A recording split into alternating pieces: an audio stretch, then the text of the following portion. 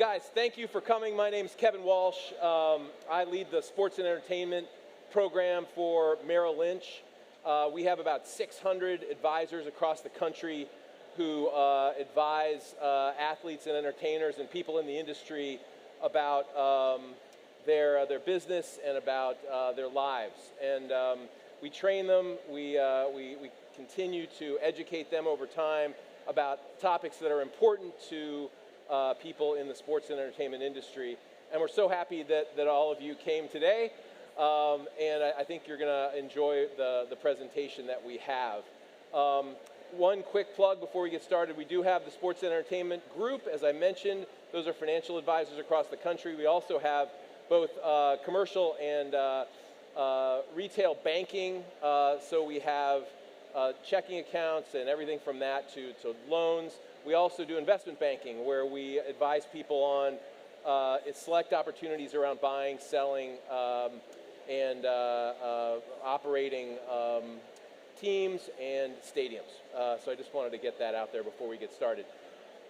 We happen to have on the stage today one of our great sports and entertainment advisors, and that is Frank Duracco. I'm going to lateral over to Frank so that Frank can introduce himself, and we'll go from there. Frank. Thank you very much. I'm part of a sports and entertainment and international team based in Miami. We're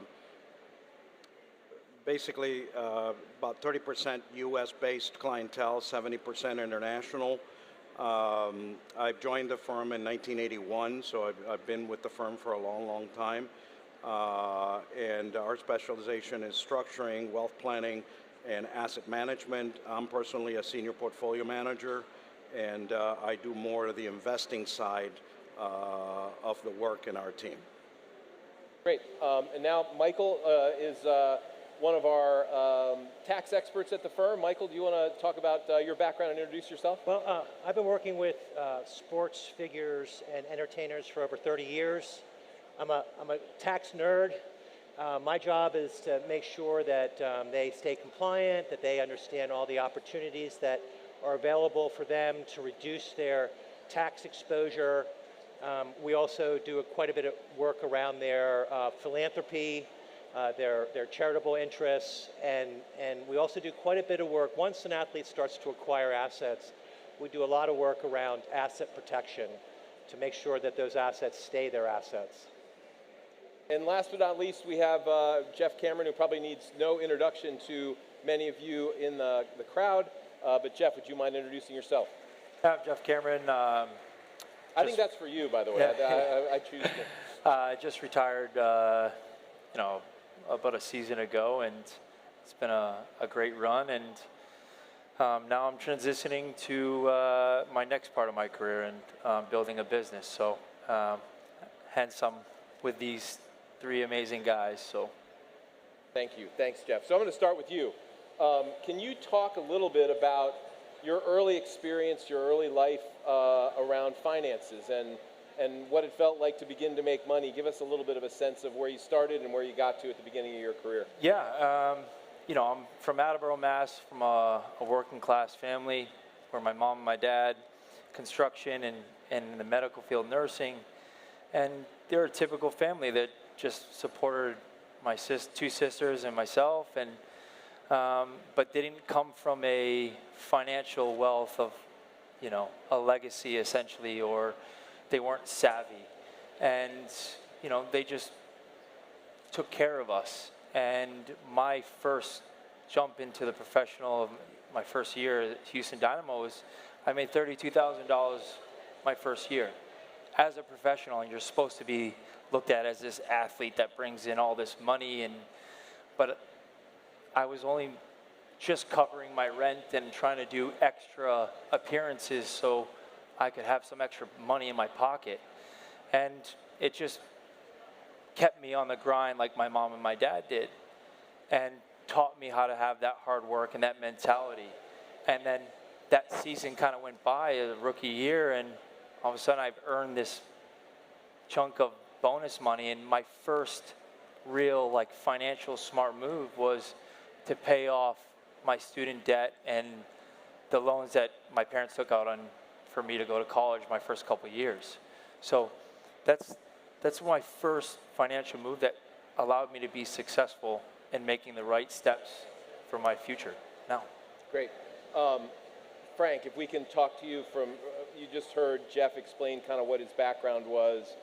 If someone with that background were to come into your office, what kind of advice would you give them? How would you run them through the process your team does? Well, obviously every client is different, and you know, this segment of the clientele, sports and entertainment, we deal with a different circumstance as far as how the money comes in. So one of the things that we do is manage risk, and timing risk is an important risk.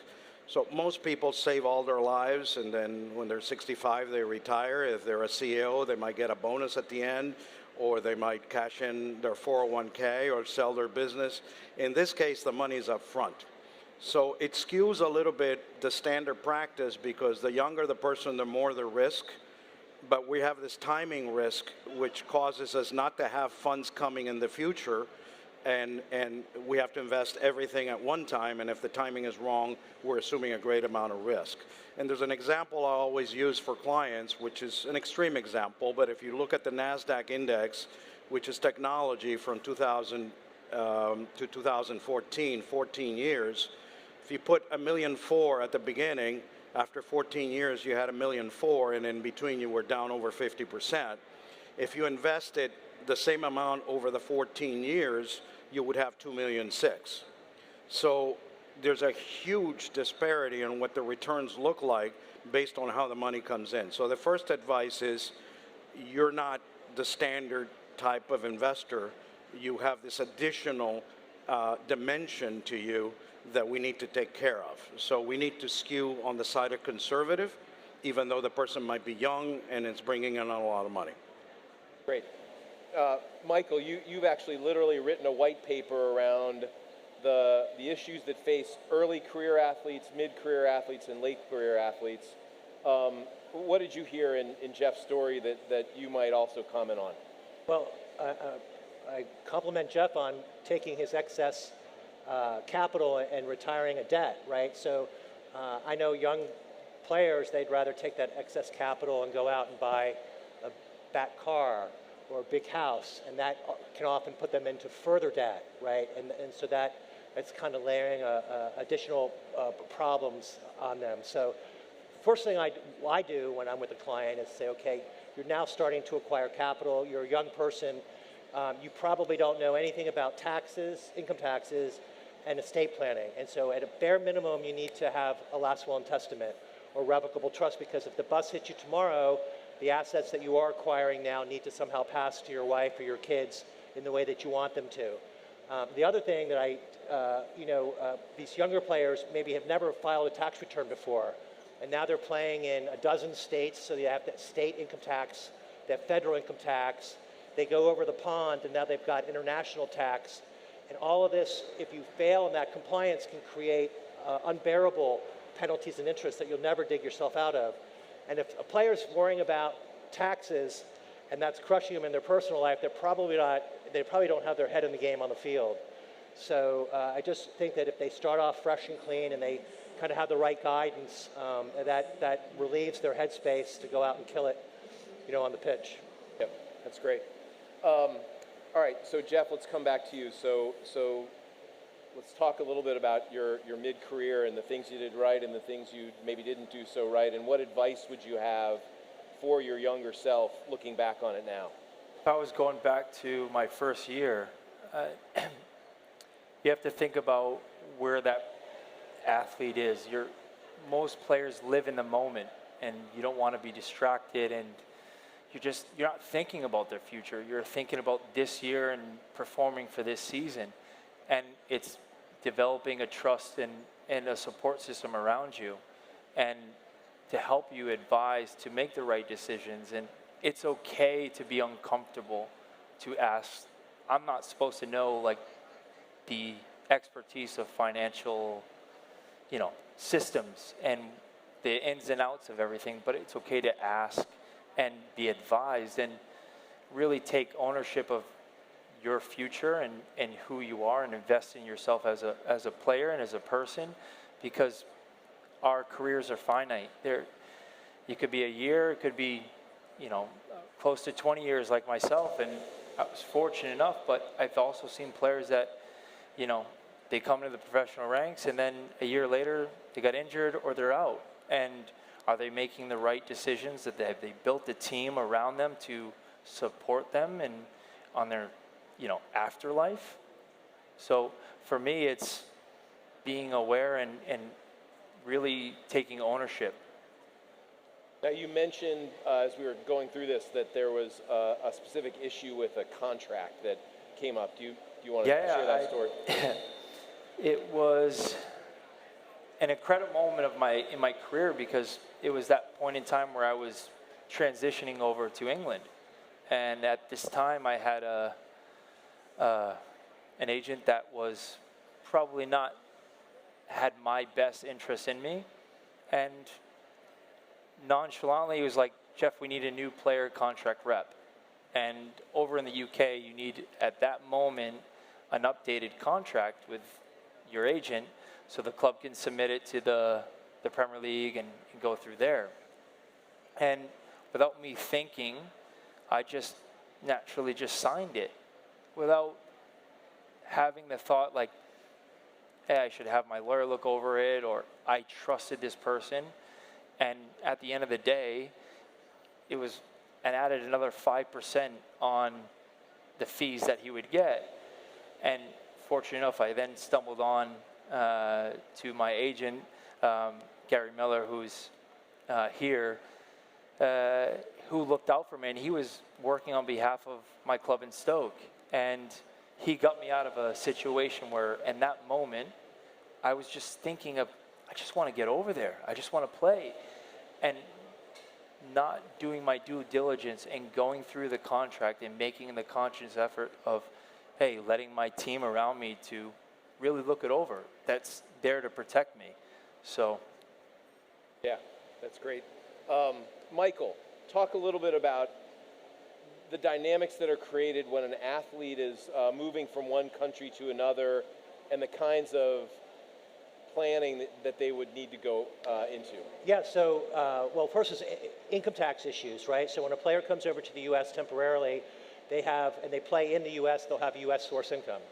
And so they're going to have to report that. Now, depending upon which country is their home country, the United States may have a bilateral tax treaty with them. So, for example, UK, those treaties are meant to try to prevent double taxation. So that player would either get a credit on his U.S. income tax return or his UK income tax return. So there's not a double tax to be paid. But the point is that there needs to be the right filings in the U.S. There's also an issue with when you come over to the U.S. temporarily and you start to hold property here. You buy a house, you have cars, you have art and collectibles, you have property. And if something were to happen to that player and they were to pass away, everything above $60,000 would be hit with a 40% estate tax for a non-U.S. person. It's pretty severe. Only $60,000 is exempt from estate tax. So there are ways to hold property in the U.S. which would, through offshore LLCs, for example, that would take a U.S. home and make it a non-U.S. situs asset. So doing the right planning. And then for people that are coming into the U.S. that intend to stay in the U.S., to immigrate to the U.S., there's all kinds of pre-immigration planning to be done. Most of that planning involves trying to step up tax basis of different assets before you come into the U.S. So by the time you come into the U.S., if you wanted to sell something, there'd be no U.S. income tax liability whatsoever. Part of that planning also has to do with doing asset protection planning, bringing assets from offshore into the U.S. and placing them inside of a trust structure, for example, so that if you get into that car accident and you're held liable, they may be able to go after your personal assets, but they can't go after anything that you've tucked away inside a trust. And Frank, so I thought that Jeff made such an interesting point about athletes living in the moment, and that can be an impediment to them planning for the long term. So can you talk a little bit about how do you plan for your clients in the long term? What's your process there? Specifically for athletes, I think it's important to start with the end and work backwards. So you look at points in time, 40 years of age or 60 years of age, and then you determine what lifestyle you want. And there you have to have a minimum, a desirable, and a ultimate goal. So based on what you talked about a little bit, I would say somebody that is savvy, that can go into business as you are and all that, you can do through financial assets the minimum, and that frees up capital to do the business and so on, which then takes you to either the desired goal or the ultimate goal. Now, each level is going to have a probability of being accomplished, and obviously the minimum, you want a high probability, you want to be all close to 100%. And then maybe 70, 75% for the acceptable or what you like to have, and then maybe 50, 40% for the ultimate. And so when we build the investments, we build them around these probabilities based on history, market assumptions, what Merrill Lynch Research thinks of the future on certain assets and so on. And so we work backwards. It's not like what's hot today, is it AI or is it Bitcoin? I could care less about that. I just really have to start with the last number and work myself down. So I think it's a process, and it takes a while to do that. And it's kind of shocking because people want to talk investments, right? What's a good stock? Is it Apple or is it Amazon? That's not the point. The point is, what do you want, and how do we make sure that you get at least the minimum, and we have a decent chance of accomplishing what you want to do? Yeah, okay, great.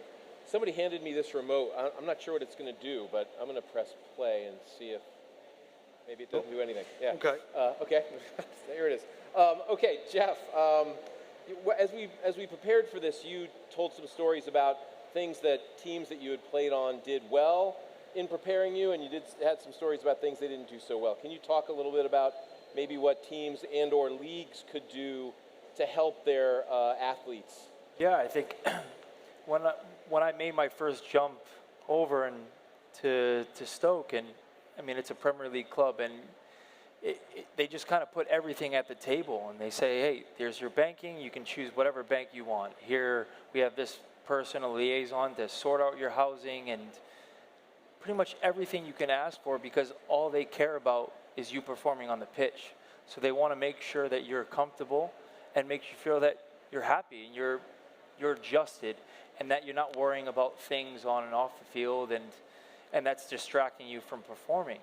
So my transition back to the States, and what I see still happening, is these young kids that are in academy systems that sign homegrown and they're on their first team, and are they having a system set up for them? Do they have the right resources to provide them with guidance so their career is long and they have a long career, and that it's not just, the hardest thing is maintaining at a high level. And once you're there, it's to stay there and not be that 1 year and then you're done and you're trying to figure out what's your next move. So having the preparation and the club to have a support system, whether it's financials or real estate or a lawyer, that they have a team there that you can choose from that best suits you and that you can relate to, but also the education side of them teaching you, and it might be with the parent, educating the parents as well, because it might be the same situation that my parents don't come from the best financial system, but they did what's best for me. And if someone were to come in at an earlier age and said, hey, we can help educate your parents and help educate you, you don't repeat the same cycle over. And then you start preparing yourself for the future. And this is what I think can really, really help younger players and even older players as well when they're transitioning. Yeah. So Frank, keying off of that, what advice would you have for somebody who is trying to find a financial advisor and looking for somebody that they can trust and somebody that they have some chemistry with? How do you do that? That obviously is very dependent on character and the person and so on, but I tell people to approach it like going to the grocery store and make your list, and what's on the list is what's important to you. Having done this for decades. I would tell you that transparency would be top of my list. How the advisor charges. If there are a lot of hidden fees and commissions, I'd be concerned. I like, that's just my preference, a flat fee model where a fee is negotiated and there's no preference for investment A or B because the advisor is not getting paid. It's just charging. So it's all the numbers are known.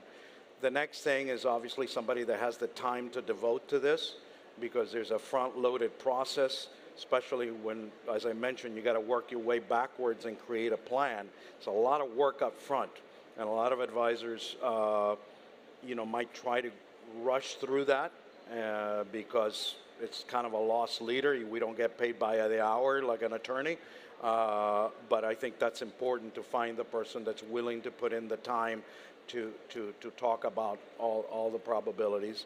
And then ask the advisor, so how do you work going forward? Do we have quarterly reviews? Is it every 6 months?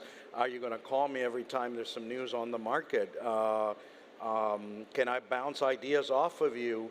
Or are you in charge and you don't want to hear what I have to say? And that really boils down to chemistry. There are some people that like to be involved, some people that don't. I have clients that say, give me the magic number at the end of the year and let's go have lunch. And that's one approach, and that's fine. I wouldn't run my money that way, but I have clients that do that. Others are, they'll see something in the news and they'll say, what's the portfolio worth today? So I think chemistry would be important. So I would actually take the time to write down what I would want and then go shopping. Michael, as I said, you've literally written the book on this kind of. What advice would you have for a athlete kind of in mid-career, or what other things would you add to what we've talked about here? From putting together the right professional team. So younger players tend to not know any professionals, right? They may know their agent.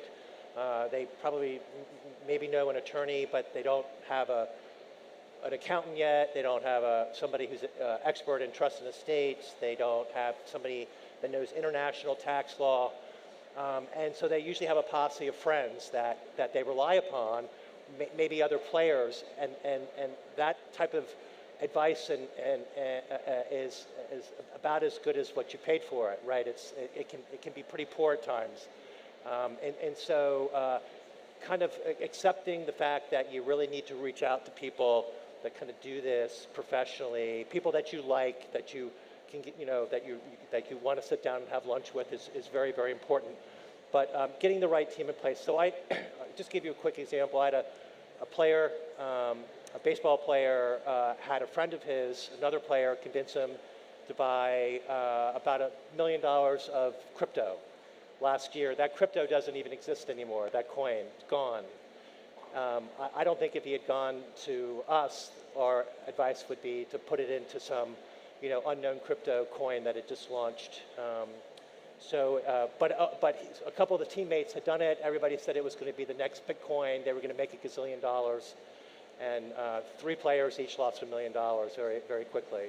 So talking to your buddies probably isn't great advice on doing kind of the harder work. Yeah. Jeff, let's turn to the future a little bit for you. You talked while we were preparing about the next chapter and this project that you're working on called The Ground, which I think is really exciting and really has an opportunity to take off. Can you tell us a little bit about what that is and what your vision for it is and what you hope it'll be in the future? Yeah, my business partner, Breck Shea, obviously national team player and teammate at Stoke. And basically, The Ground it will be a soccer-specific training facility that offers rehab, football-specific training to nutrition, everything you can possibly imagine that you're walking into a professional club, you're going to get at The Ground. One is because we've experienced being over in Europe and traveling all around the world. These players are exposed, and people are exposed at a young age of what it takes to be a professional. And to get that 1% to be better than the other person that's doing the right things is really, really important. And that can make or break your career. If I know this person's over here just as good as me, but I'm doing all the right things, I'm looking after my nutrition, I'm doing the recovery, I'm doing everything properly, there's no doubt in your mind that you're going to get to the next level. And the ground wants to offer that. It's a holistic approach of 360 degrees from head to toe, but it's also the lifestyle approach as well, on and off the field, building a team around you, that education, advising, that we can go, hey, you need an agent, there's 4 or 5 agents that we have contacts, and you can choose what best fits. Financial advisors, we have them. You can choose what best fits. And that's the whole approach of what we think and what we've experienced, and we're putting our knowledge and all our hard work in the last 20 years and our grind of what can we do to help the younger generation be more successful and bridge that gap from Europe to the U.S. Yeah, well, that's great. I mean, I really think that's a huge opportunity for you guys. I'm so glad that's happening. Frank, let's change the topic a little bit. Given the current market environment, what do you see as medium and long-term planning opportunities out there? Well, we're at a very difficult point psychologically because we think the interest rate cycle is topping, but investors are, with short-term money, paying anywhere between 5 and 6%. I tell people it's like we're all at a disco and it's 3 o'clock in the morning, the alcohol is flowing and the music is blaring, and we're all happy here, but when the Federal Reserve starts lowering rates, somebody's going to sound the fire alarm and we're all going to head for the same exit. So we're telling people to start locking in rates 5 years or longer. We usually do a ladder, so we'll have a 1-year maturity, 2, 3, 4, 5 years, and so on. And the pushback I get is, well, I get less when I put my money 5 years than when I have it in 6 months. And I said, yeah, but the party is going to finish. And when that does, next time that short-term money rolls over is going to be lower and lower and lower. Now, if the person has liquidity needs and they have a preference to have short-term money, we say it doesn't matter, put it to work long-term. Short-term, we can lend it back to you, and as the rates drop, the loan rates are going to drop. If you want to buy your house and you wanted to buy it cash, maybe look at do a mortgage, and when rates drop, refinance it at a lower rate. So this doesn't happen very often. It's what we call an inverted yield curve, and it's a very difficult time for people that don't understand what to do, because it's easy enough to get a high rate of return on your money with short-term investments. Honestly, the last time this happened seriously is when I started in '81. We were paying 20% on short-term money, and long-term bonds were paying 14%, and then that short-term money went all the way to 0, and whoever locked up 14 was very happy. So, you know, that's what I see now as the challenge, trying to get people to think what's going to happen 24, 25, and beyond. Yeah. And last question for Michael. What can you talk about considerations for retired athletes? What things should they be keeping in mind? Well, it depends upon their success, right? So one thing I did want to get out for anybody who's retired or still working that has a bigger balance sheet, right? There's a really interesting provision in our tax code that's it's going to expire in 2 years. So you've got 2 years to get your act together. So I'm talking about any individual that has more than $6.5 million on their balance sheet of anything: toys, cars, boats, stocks, and bonds. If you're married, if you're married and you have more than 13, there's an estate planning move that if you don't do it in the next 2 years could cost your kids about $2.5 million per parent. I'll just leave you with that. Tease you with that. Okay, good.